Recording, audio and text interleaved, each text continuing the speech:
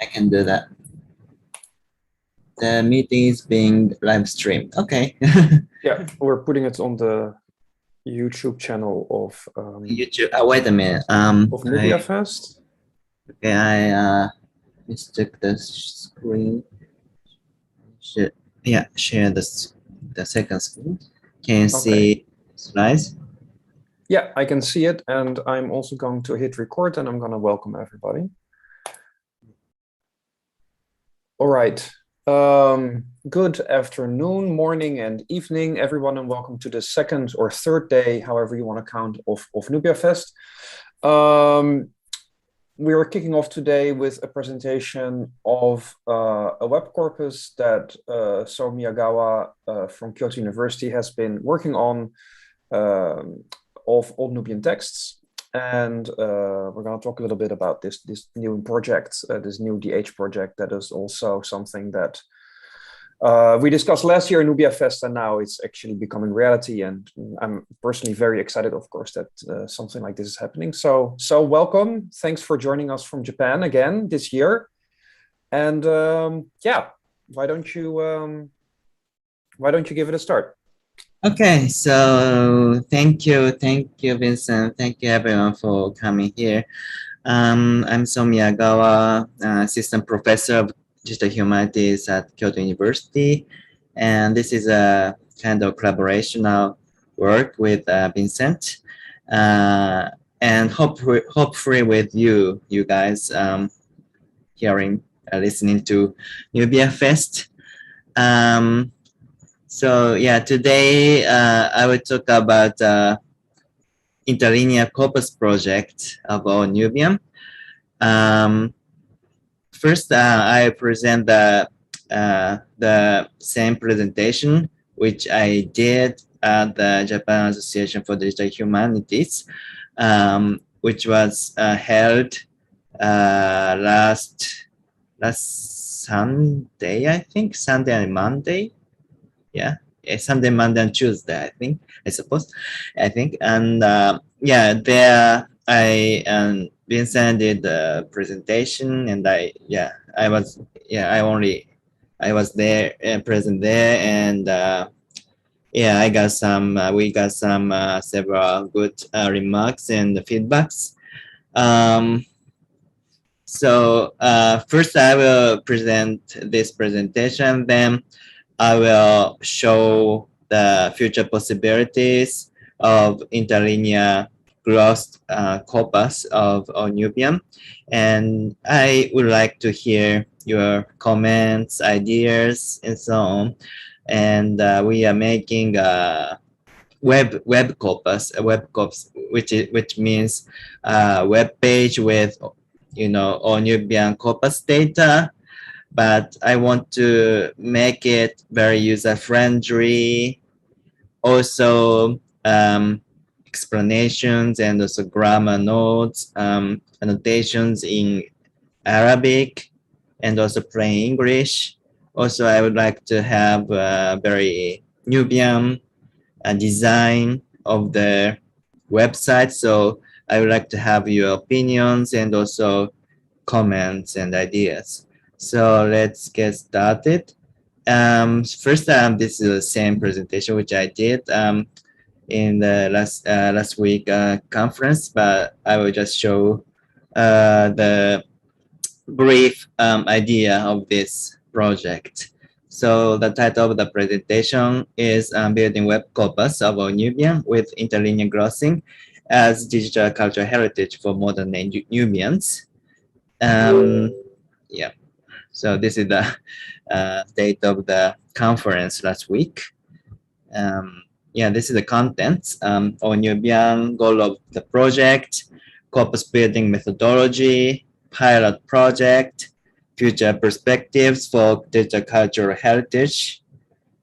This was a 10-minute presentation, but I will just make it longer. And yeah, after that, I will show the model projects which exist made by various scholars in the past.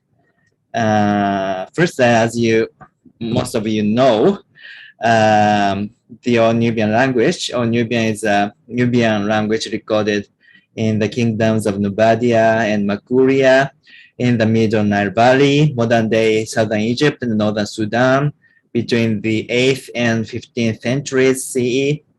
Besides Meroitic, the Old Nubian language is the oldest written language from the Nilo-Saharan language phylum. It was written using the Coptic-derived Nubian alphabet and includes 3 characters from the Meroitic alpha syllabary. The Old Nubian corpus consists of both literary material such as Bible translations and sermons, and burial texts and documentary materials such as contracts, land sales, as well as numerous war inscriptions of various kinds. This is one of the pictures which Vincent offered me. This shows the Onobi and Ondogorawi, and Onobi as Old Nubian, right?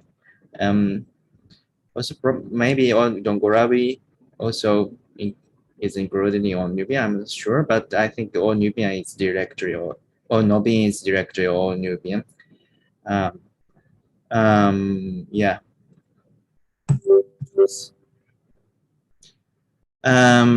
Yeah, so the Old Nubian alphabet, but first about Nubian language. Old Nubian language. Old Nubian is the second oldest in Nilo-Saharan besides Meroitic. And it was written using the Coptic-derived Nubian alphabet. Coptic alphabet consists of 24 Greek alphabet, 24 Greek letters, plus 6 to 7 Demotic-derived letters. But Nubian alphabet includes 3 characters from the Meroitic alpha syllabary, like this: Ngongula, Chure, Apongika, Jaginia. Yeah, sorry, my pronunciation is not so good, but yeah, Vincent, we can do it better.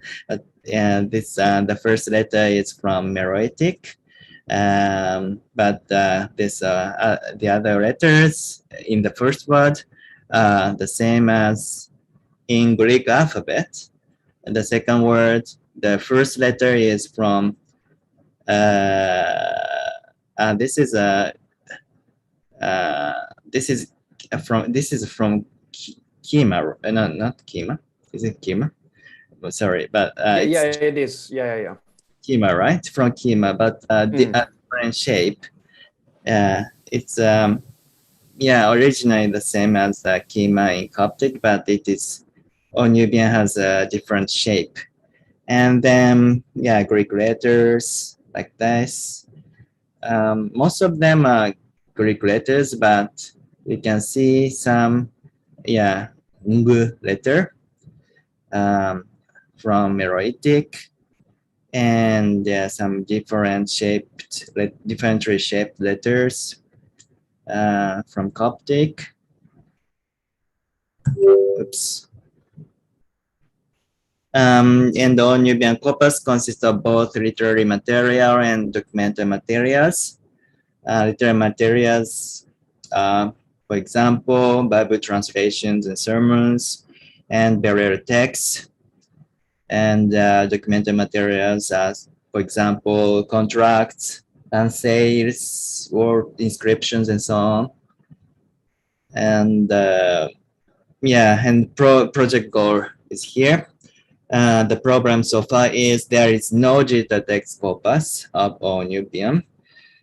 Despite recent advances in the description of Old Nubian language and the publication of numerous new texts, for example, from Attili, also Vincent recently published the new grammar, descriptive grammar of Old Nubian from Peters in March 2021. There are some recent new publications with very good academic quality, but there is no central digital corpus of Old Nubian texts. A team consisting of Somiyagawa, a digital humanist and coptologist, and Vincent van Gerwen-Oei, the current expert in the Old Nubian language, have started to compile a digital corpus of Old Nubian. The underlying goal is to make all Nubian text available via linguistically and philologically tagged corpus of all Nubian that can be accessed via user-friendly, highly visual online digital platform. Data sustainability and interoperability will be realized using de facto data humanities standards, for instance, TIXML for the linguistics and philological tag markup of all Nubian texts. Yeah, TIXML stands for Text Encoding Initiative, and XML is extensive markup language. This is a kind of de facto standard in the digital humanities to mark up humanities texts. Yeah, like all Nubian manuscripts and so on. And very many projects in digital humanities are using this format to record the data and to mark up the, for example, ornaments, part of speech, layouts, and so on of the text of the manuscripts, or so for example, so-called diplomatic transcription of manuscripts, codices, etc. And also very many things, very many documents, very many kinds of documents studied in the humanities. Linguistic tagging for all Nubian texts. A visualization will also be created that is helpful for both linguistic experts and Nubian heritage holders. Specifically, the team has opted to show interlinear glosses following Leipzig glossing rules. Leipzig glossing rules is a kind of a de facto standard for glossing linguistic texts with the interlinear glosses. How should I say? It is many linguists, especially descriptive linguists and language typologists, are using this Leipzig glossing rules, which was created by the Department of Linguistics of the Max Planck Institute for Evolutionary Anthropology in Leipzig, but which is not there anymore. But this department was stopped some years ago, but it has a big legacy, and many of the scholars are now working in Jena at the Max Planck Institute for Human History.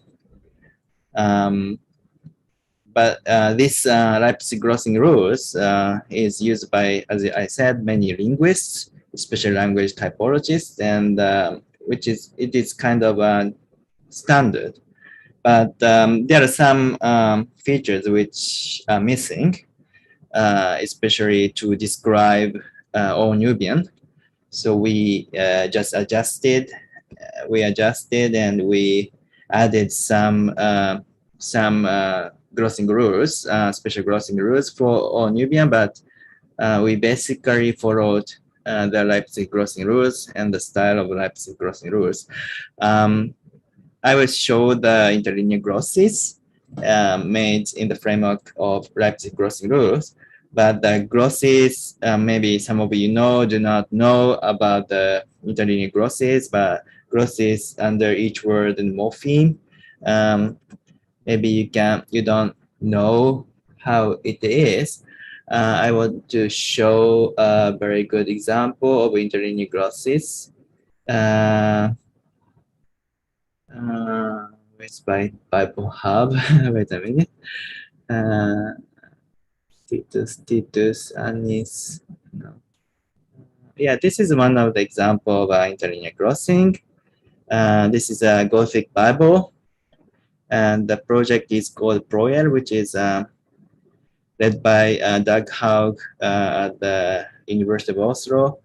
And he led a project called Proel, which is a kind of tree bank and corpus project for old Indo-European languages. And this is a corpus of Gothic language, which is East Germanic language, Eastern Germanic language, which is already extinct, but it left a Bible translation in the, I'm not sure, 5th century or 4th century or 3rd century, I'm not sure, but in the late antiquity by Urufila, Gothic priest, a Christian priest.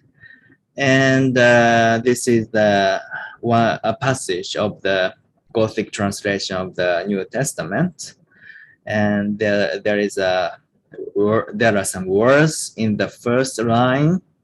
Sua liu chai liu haf iswar in and werfia manne I kase fuena iswara goda orstua yah hohiena ata iswarana sana in himinam. I'm not so sure whether my pronunciation is correct or not, but please do not be so mean. And yeah, so first word is swa, and this the second line is part of speech. So swa is adverb, and then grammatical annotation glosses, non-inflectional. This word is not inflected. And here lemma, if you click this, you can go to the concordance of swa, and then there is a meaning. So swa means so, thus, in this way, as many as, and this is a non-inflectional adverb. And here next word is liuche, probably. And this is a verb, and this is optative, present, active, third person singular. And the lemma, the dictionary form is liuche, probably. I'm not sure. Probably this is infinitive, I think. And the name of the meaning of this is give light. And the next word is live half, and this is a common noun, nominative, singular, neuter, and this means light, and so on. And you can, from this, this is called interlinear grossing, and from this interlinear grossing, you can understand the meaning of the word, part of speech of the word, and lemma of the word, and also inflection or grammatical annotation, grammatical information of the word, and we can guess what the meaning of the sentence is. But it's a bit difficult for beginners of Gothic language, but yeah, for somehow you can understand the meaning of the sentence. But this corpus is really rich annotated, so this has also syntactic annotation and information structure and so on. But this is made for experts, so probably if you are not trained in the linguistics, probably you cannot understand this interlinear crossings at once. Maybe it takes time to understand the sentence.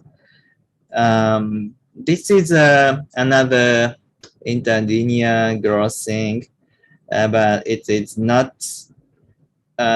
mainly for experts, but for ordinary learners. And this is interlinear crossing of the New Testament, the Greek New Testament. Hutos ram psato to phos humon emprostem to anthropon hopos idosin humon ta kala erga kai doxasosin ton patera humon ton entois uranois. And this is somewhat similar to the previous one, this Gothic interlinear corpus. But it is more simpler. For example, this has Greek words, hutos, and here Latin transcription of this Greek letters. And under that, there is a meaning of this word hutos, thus, and this is an adverb. The first one is a so-called strong number, but this is a lemma ID or something made by Strong, New Testament scholar, which is used by many New Testament scholars currently. If you click this, you can see the meaning of the word. But anyway, yeah, this is more much simpler version of interlinear grossing. And yeah, maybe if you do not know the Greek grammar, how to read Greek, probably it is very difficult for you. But if you learn the Greek language, probably you can understand it very easily. But there are some yeah, here the meaning and also part of speech annotation, but which is mixed with grammatical annotations like this. B means verb, M means aorist imperative active, third person 3S means third person singular, and so on. This is more simplified, but it is much easier to understand. And you can also see the translations like this. No, not this one. This one. The same way. Let your light shine before men, so that they may see your good works and give glory to your Father in heaven. Yeah, this sentence, Gothic sentence, is the same passage, same verse. But this corpus has much more information than this Greek interlinear corpus. It's very difficult to choose which one is better. Yeah, probably it is for the purpose of the corpus. If it is for experts, it is better to have much more information. For it is if it is for the general audience, it is better to have much more simplified and easy to read grossings. It is very difficult to choose. This is the Leipzig grossing rules, which was made by Max Planck Institute for Evolutionary Anthropology, Department of Linguistics. As I said, many linguists are using this, like this Lesgian sentence, Gila Brun, Ferma, Hamish, Shalou, Juna, Amuk Dutch, I think. Now their farm will not stay behind forever. This is very easy to understand. Gila is now, a Brun is they, oblique, genitive, Ferma, so their farm, right? Now their farm, Ferma farm. Hamish Shaluj, this is a forever, probably this adverb. Juna, I don't know how to pronounce this word with G plus hajek, but probably Ju or something. Behind, Dutch, Amuk is stay, and that is future. Actually, is negative, so won't stay, will not stay forever behind. So now their farm forever behind will not stay. So you can very easily understand the meaning of the sentence from the grossings. This Leipzig grossing rules are much simpler than, for example, the first this Breuer interlinear grossings. But this is really convenient and effective to inform the meaning of the sentence to people who do not know the language. especially the language typologists have to see as many languages as possible for grammatical grammatical issue.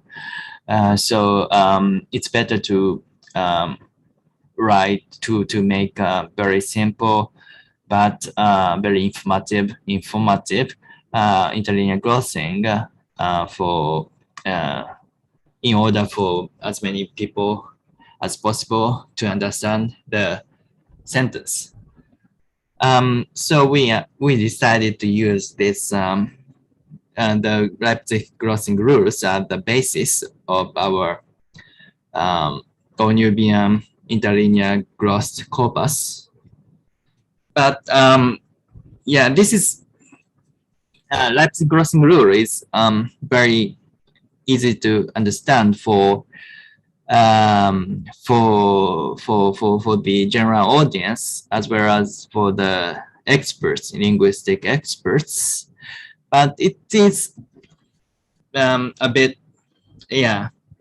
Nevertheless, it is a bit difficult for the general audience because they have some linguistic terminologies like FUT. What is FUT? But if probably it is future, but and NEG it is probably negative. But sometimes there are very difficult terminology terms. For example, I'm not sure. For example,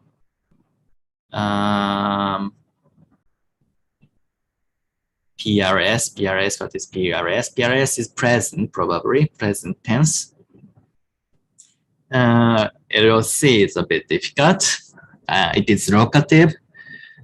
If you only know Indo-European languages, especially in modern Indo-European languages, it is a bit difficult to understand the meaning of LOC, but it is a case for location, locative, himchi and nyuna. Is dem, which means demonstrative. So, which means this, that, or something, and demonstrative and locative. So it means there or here. Here it means here. And himchi, that dative is yeah, probably if you learn Latin or Greek, dative or Sanskrit dative means kind of case for direction or benefactor. I'm not sure for which means for or to plus noun or nominal. Ahimchi is that, so dative is to, kind of to, and chi is sorry, singular. I'm not sure, but yeah, this is sorry. Yeah, what is this one? Yeah. I is sorry. This is a kind of unique, a bit different grossing strategy, which has 3 lines, and is first person singular possessive. Him is house, and she is plural. But what is that dative singular? I'm not sure. And yun, this is rule 5A. Optional number and gender markers are very frequent in some languages, especially when combined with persons. Several authors therefore use non-capitalized shortened abbreviation without a period. If this option is adopted, then the second class is used in 21. The second class is use non-capitalized shortened abbreviation without a period. Which I don't understand so much, but sorry, probably I'm not so sure why that thing is above first person possessive has plural, but the first word and third word are almost the same. Third person and singular, be and non-past. I don't know what is the end, probably neuter. I don't know about this language, so it is very difficult for me. even with this interlinear glossing, I don't understand so much.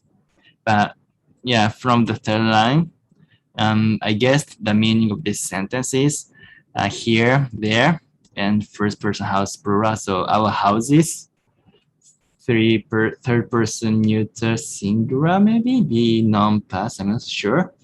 But it is singular. So why the subject is plural? But maybe this language uses singular verb with singular inflection for maybe inanimate plural subject. So yeah, this is my interpretation. But so they use a singular verb for inanimate plural subject like house. Our houses is not existing or something, non-past, I'm not sure, but here are my houses. So here our house existing, so here are our houses. Sorry, first singular possessive, so my houses, my house. Here are my house. I don't know the second the second word, the second line. This maybe this is another interpretation or something, I'm not sure. Yeah, so yeah, if you see the sentence of unknown language to you for the first time, it is very difficult for even for linguists who know all the abbreviations like this, like AGR agreement and TIP, antipassive. Antipassive is very difficult for people who only know so-called major language, which was learned by many people like German, French, Italian, Japanese, Chinese, or something. Yeah, some languages like in the like I think you pick Eskimo, you pick, or other Inuit languages like Inuktitut or other Eskimo Aleut languages, or other languages in the native languages in North America, or several languages in Siberia. So-called Paleo-Siberian languages have antipassive, I guess. But yeah, also applicative is a bit difficult. Some Bantu languages have applicative. Also, Ainu language has applicative, but most of the so-called major languages do not have. Yeah, some have applicative indeed, but not so popular, so famous. So for the general audience, probably we need to explain this terminology if we use them in our own Nubian corpus. But for the interlinear glosses, we need to have very short glosses, because if we put so long explanation for each word, it is very difficult to read. For example, this corpus. This corpus is actually automatically made. So it has all the possible meanings of the word. So it is polysymous. So that's in this way as many as. So, but we have to decide which meaning it has. But for this corpus, as I said, this interlinear corpus was made automatically. But this meaning is from lexicon file. But if you put all the possible meanings, it uses so much spaces, and it's very difficult to read actually. So that's in this way as many as, and so on. Also, it has very rich notation of the grammars, but this is very long. So yeah, it is okay with the experts, but it's very difficult to read. It takes so much time. Contrary to it, the Greek New Testament one. I lost it. This one has so many abbreviations, but once you remember the abbreviations and or terminology like in Leipzig Grossing rules, it is actually easy to read, but it takes so much time to be used to it. So yeah, it has merits and demerits. But yeah, the linguists from the experience of language typologists or descriptive linguists, they got to know that some terminological abbreviation is okay, like FUT for the future and so on. So probably this is a kind of compromise between very detailed explanation for the word and very simpler and very not less time consuming glosses like this, like the Greek one. So yeah, we are currently using this type of Italian glosses. We will go further. Sorry, it takes so much time.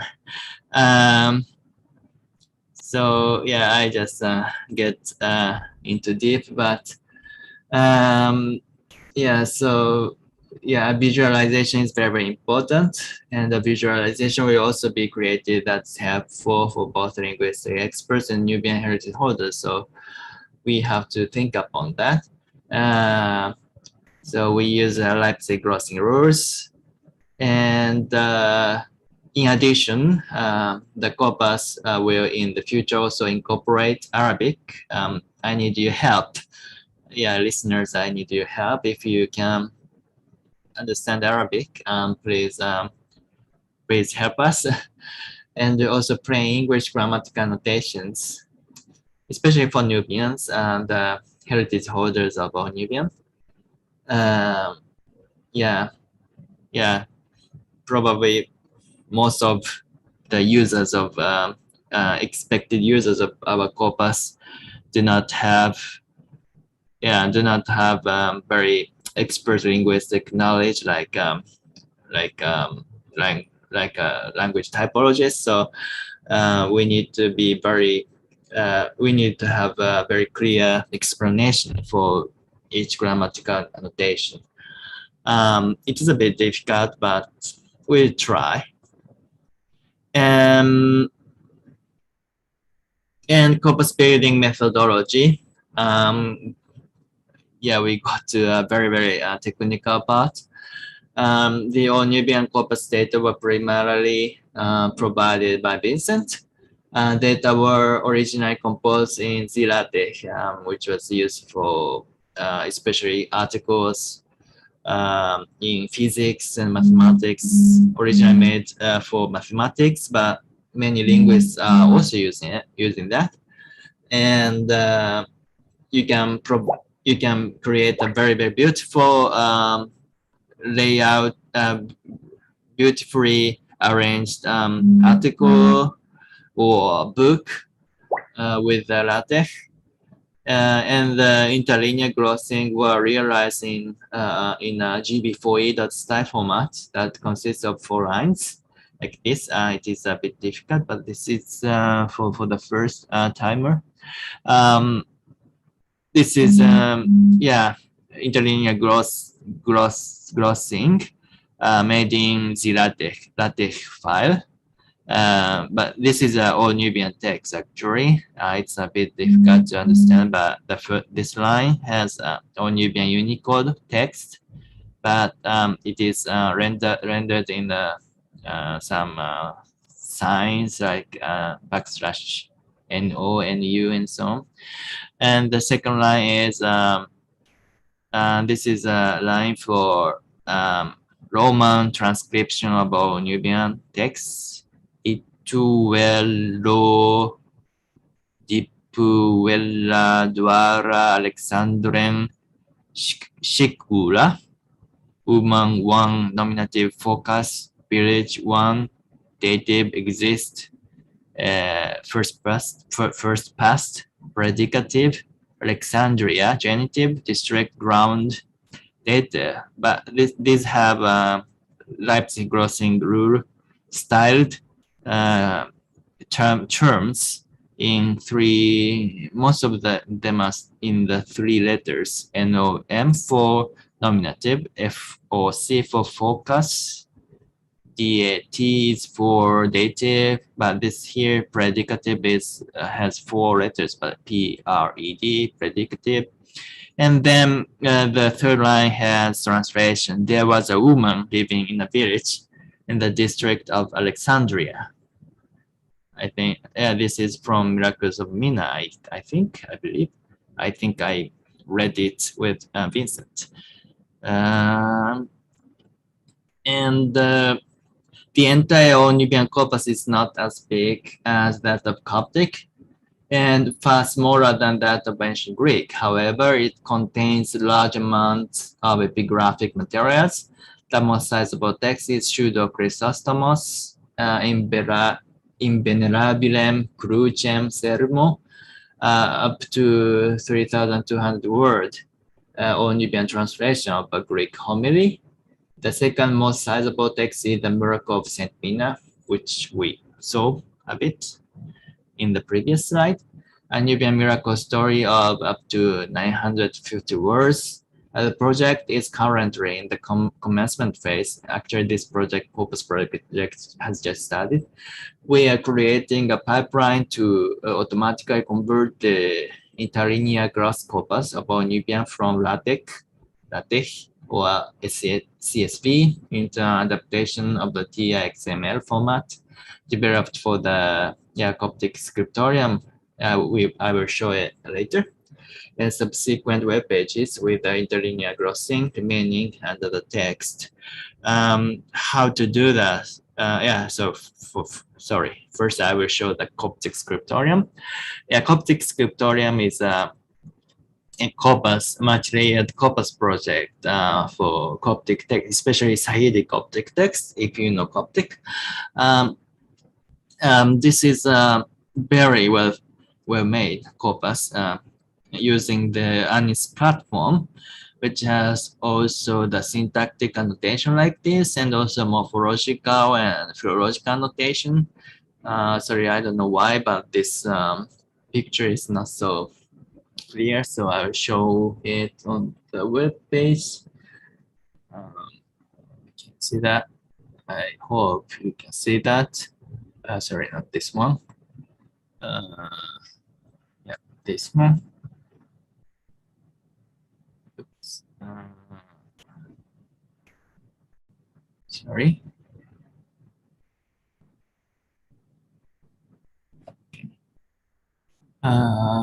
It's Coptic scriptorium.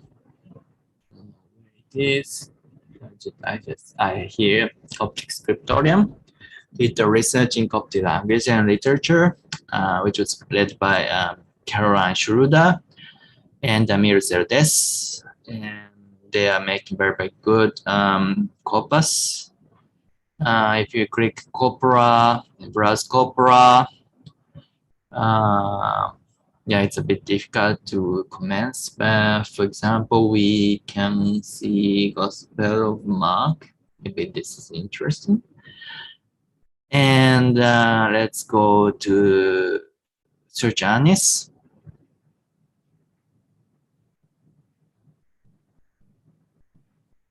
And if you want to search, for example, the nouns, you can just type N means noun, POS means part of speech, and search. You can search all the nouns in Gospel of Mark inside the Coptic, and if you click the first one, Taruke Evangelion en Jesus pe Christos e pushere to arche, the beginning M of P, the Evangelion, Gospel, N of Jesus, Jesus, P, the Christos, Christ, P, the Shere, Son, Son of God, etc. And yeah, this one is morphologically grossed. This is a lemma, and this is the displayed form. Lemma, this is a lemma, definite article, which is represented by the masculine singular, but actually RK is feminine. So yeah, in the manuscript it is feminine form to RK and Evangelion and Jesus, and the part of speech of each morpheme is here.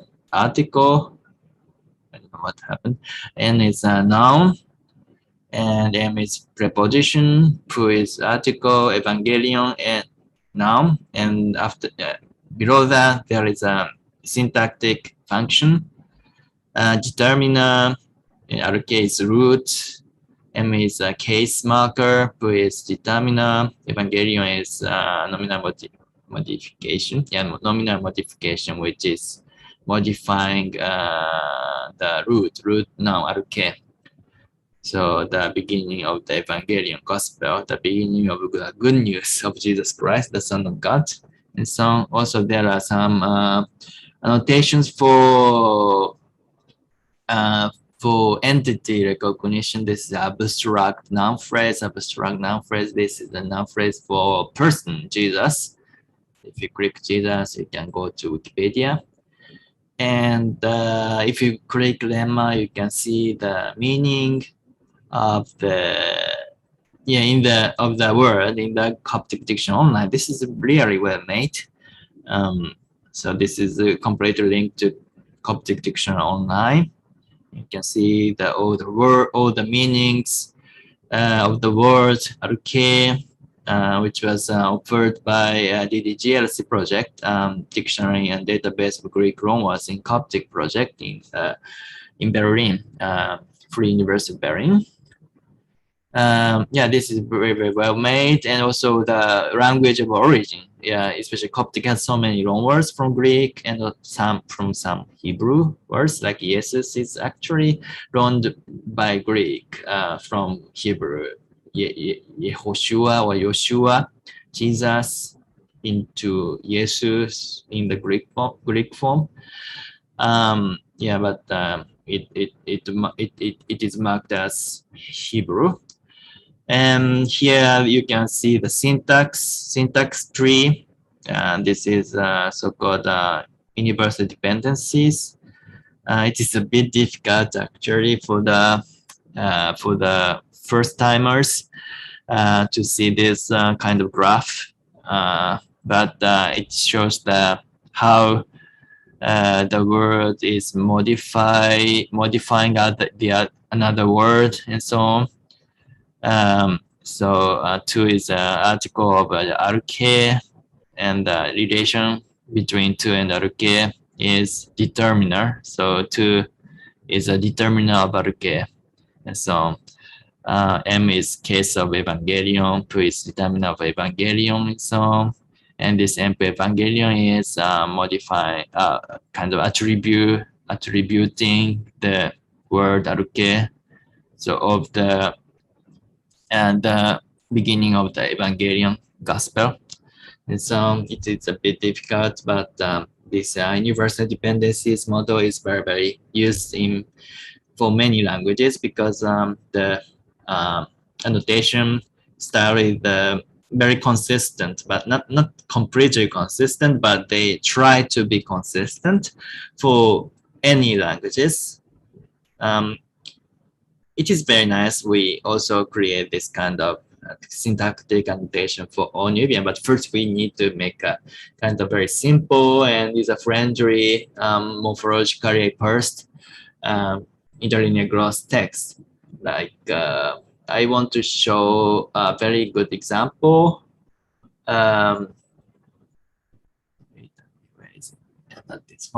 This one. Yeah, this is a gross audio corpus of Ainu folklore. I also have to share the sound, share computer sound. I hope you can hear.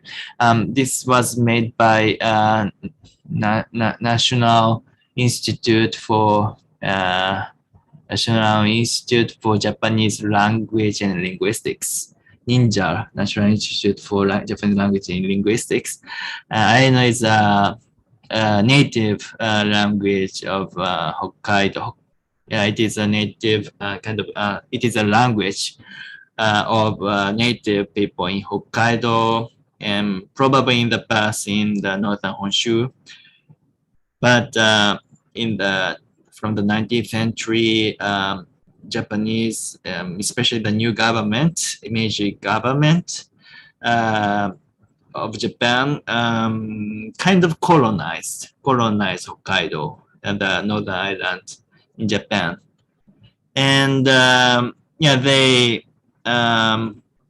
oppressed the culture of the native people there, also the language. But yeah, recently the Japanese government made a law for recognizing the Ainu culture as indigenous culture of Hokkaido, and also Ainu language as an indigenous language of the Ainu people. Yeah, so the National Institute for Japanese Language and Linguistics are also very eager to make a kind of corpus to preserve the Ainu language, because the Ainu language is about to be extinct. But there's a language revitalization movement, so the many younger speakers are born. Many younger speakers are learning Ainu language. But yeah, it's not so rigorous situation, rigorous language like Japanese, which most of the people in Japan are using for everyday conversation. Also, Ainu people who have Ainu blood. So I'm sorry, but like we have maybe 10 minutes left, and so maybe we should round it up. And I think we've seen a lot of different types of repositories now. Okay, sorry, I thought it is 1.5 hour. Okay, I will just roll up. So this is very clear interlinear gross corpus, which has Ainu text and also the lemma and also the linguistic meaning here, linguistic interlinear glosses, and the translation. And you can also sound of the sentence. I want to first create this kind of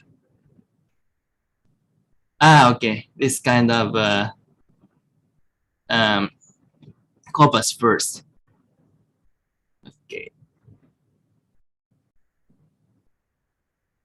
Okay, and wrap up. Wait a minute.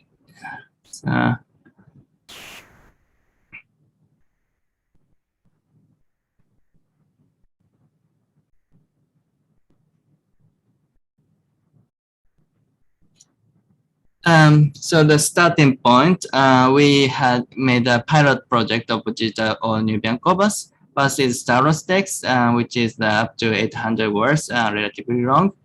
And Vincent developed the interlinear gross text file in ZLaTeX, and I create the XSLT file program, which is a programming language for XML which is for transforming XML file into various files, for example, a web page HTML format. And first, I created XSLT to convert this kind of ZLaTeX file into TIXML. This one.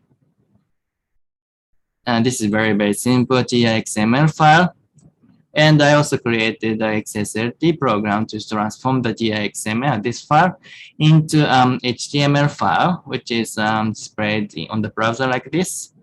And this is combined with a JavaScript file we use a JavaScript file called Leipzig.js by Benjamin Chauvet. And this enables visualization of our interlinear glosses in the form of Leipzig glossing rules. This pipeline produced the first online all-Nubian corpus like this. And future perspectives for digital cultural heritage. So this is, we are at the commencement phase. So we need to convert more text or Nubian text into this format. We need more all Nubian literary text with Leipzig glossing style, interlinear glossing by TI. To facilitate an online search, we will create a search function with lemmata and glosses on the homepage using xQuery. Yeah, it is also nice to use ANIS like Coptic scriptorium, so we are considering about that. And we also want to provide photos of Nubian manuscripts, especially by IIIF. First, yeah, so we also want to link from lemmata to lexicon data. Vincent is making Nubian lexicon database. Yeah, it's also nice to link from this corpus to the lexicon application. And we also need lexicon data for further NLP development for all Nubian. Yeah, it's very nice to automatically annotate the all Nubian text with the lexicon data, but we need to train the machine learning artificial intelligence with this training data. So first we need to create lexicon data first. And yeah, future perspective 2. This project is primarily aimed at all Nubian philology experts or linguists or historians in medieval Nubia, but also planning to embed plain English and Arabic translations, easy to read explanations for each gloss, and basic grammar of all Nubian, and lecture videos for the general audience. And we want to contribute to Nubian cultural preservation and heritage education, and we want to spread knowledge of the Nubian culture to a wider global audience. So first, our first step is to make a more simplified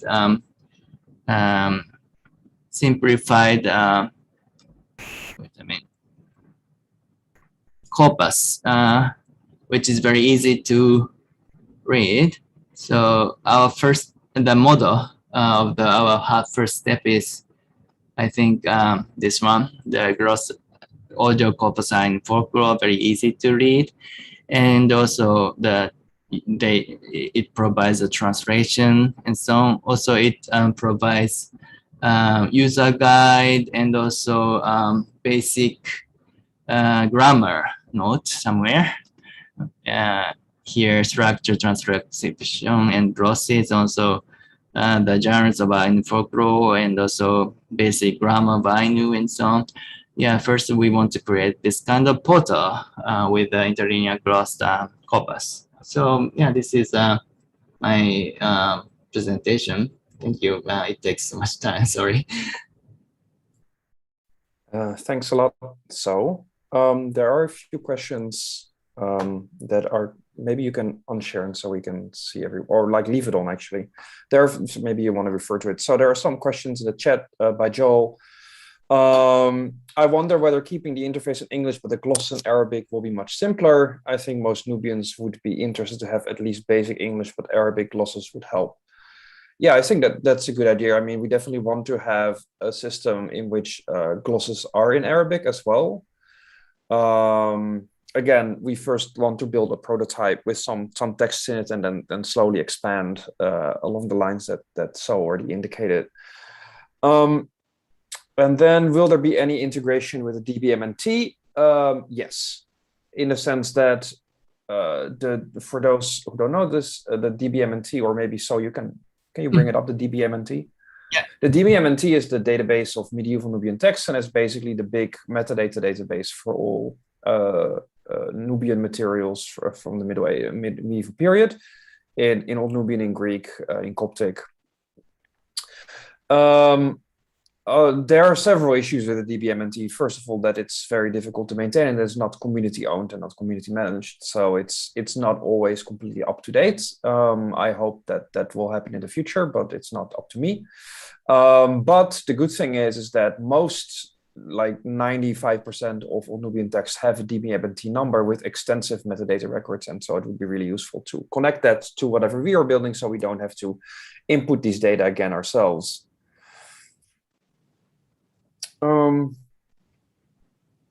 Okay, and a corpus linguistics project for Nubian. I mean, there are many different corpus corpus projects that are springing up. This Afrivec, I don't know actually.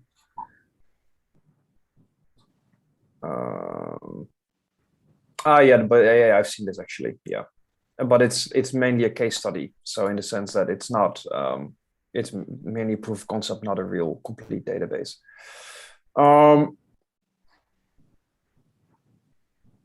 Let's say that there are many things that you would like to link up, and there are many things that you would like to do. Unfortunately, both time and money are extraordinarily limited. So I would say that money is even more limited than time. So it's always very difficult to figure out how to prioritize these types of things in such a way that they are useful and also sustainable into the future. I think that this is always my biggest concern with this type of DH project, is that, you know, how well will they live on after those who created them decide that they want to move on to something else. And so I think one of the key aspects of that is that you have to be absolutely sure that the data is stored in a universally recognized open format, so that at least you can extract the data and do something useful with them, even if the corpus itself is no longer maintained. That's just my 2 cents. Yeah. Yeah, for the homepage and the website wise, we need a kind of designer to make the website or the portal much more attractive for the general audience. Yeah, you said that more expert about the expert point of view, but also we need to kind of more general more things for general public, so and general audience. So I need we need a designer for that. And I want to show the current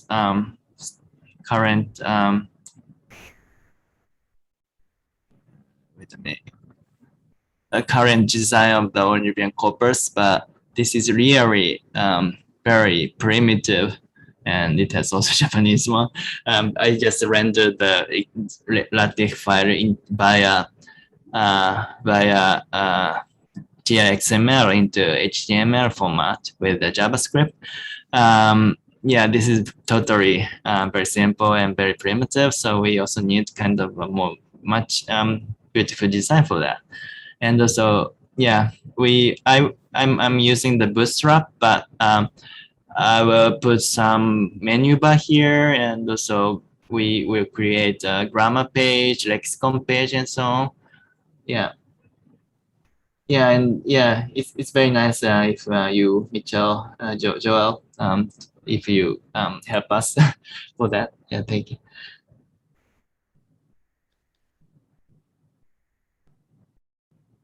What are you using for the transcription? What are you using? My hands and my eyes. There is, yeah. Or is that not what you're meaning? Maybe. Yeah, I think that's very nice, but I don't believe in it until I see it. The ductus of different Nubian manuscripts is very different. I don't think you have enough training data to even come close to automating this. And moreover, I wouldn't trust it. I trust my eyes. So that's my maybe very conservative view.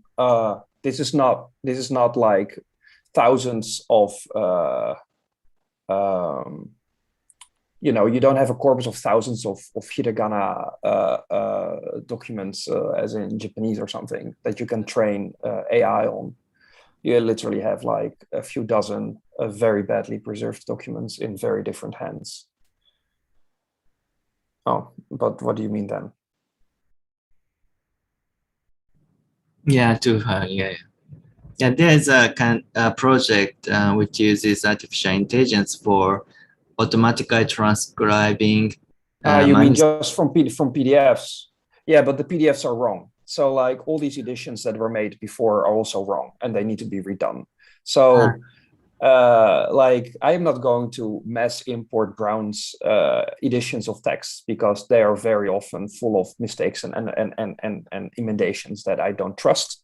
So yeah, I don't know. Maybe I'm very, very old fashioned, but for a corpus that's the size of a Nubian, I, you know, it's handwork. That's what it is, and that's why it takes time and it has to be done well because this shouldn't be done a second time. Okay. Philip has his hand up. Can you unmute Philip? Yeah, I think, can you hear me? Yeah. Okay, yeah, so one thing I really appreciated in your grammar, and I wonder if there's a way to include it here, is you had those circles next to the text that said where you were confident, and I think that's just that's a really nice feature of your grammar, and obviously it'd be a lot to incorporate that into this, but perhaps there's a way to indicate those things, those sentences or phrases that might not be understood as well. It might need further thought to be adjusted at a later point. Just a thought. Well, thanks, Philip. I am very happy that you like that feature. It's something that I put in precisely for that reason because I want to be clear about how sure I am about something. The way the circles work in the grammar. So for those who don't have the grammar, which is probably the majority of people, in the grammar there are many examples that I take from Old Nubian texts, and so I indicate before each example how certain I am of the analysis of this sample, of this example. The issue is that in the grammar, I always give an indication of my certainty vis-a-vis the context in which this example is used. So like, if this example is otherwise completely unreadable, but it has a good form of an accusative, of which I'm very certain, then I'm certain about that sentence in that context when I talk about accusatives. But if that sentence also contains whatever, a preposition or a postposition that is completely deteriorated, but it's the only example that we have of this specific postposition, then I will still use that example, but I'll indicate that I'm very uncertain that it's actually there. And so these indications are relative to the context in which I use the example. And so when you have a corpus like this where the context is basically the text itself and not a specific analysis of it, it is, I think, a bit more tricky to indicate how certain you are. The indication in that case is basically the relative presence or absence of like these under dots and brackets, right? In the sense that the more brackets and the more dots there are, the more uncertain you are about these readings. But since the reading doesn't happen in a specific context of analysis, I'm not sure what the added value would be, and I also am not entirely sure how I would even have to assign my certainty since I don't have that context. So maybe that's an answer. Yeah, that makes sense. Yeah, thank you. All right, we're totally over time already. Unless there are any further questions. Well, this video will end up on YouTube in any case. Nubia Fest is going to last the rest of the week. You can always put additional questions later under the YouTube, and we'll try to answer these whenever you see this. So do you have anything to add? Otherwise, we'll. That's all. I talked a lot. Thank you. I'm very happy to see the sample page, which I even hadn't seen yet. So like, I'm happy to see that's working. Okay. I'm comparing various projects existing with which have on interlinear grossing like Titus, this INO project, and also this Royal, Coptic System, and so on. And yeah, we want to know what is the best format to use. I hope we will make a very user friendly and also easy to understand, but also good for experts. Interlinear growth on Nubian corpus. Yeah, thank you. Great, thanks. So thanks everybody for attending, and hope you enjoy the rest of Nubia Fest.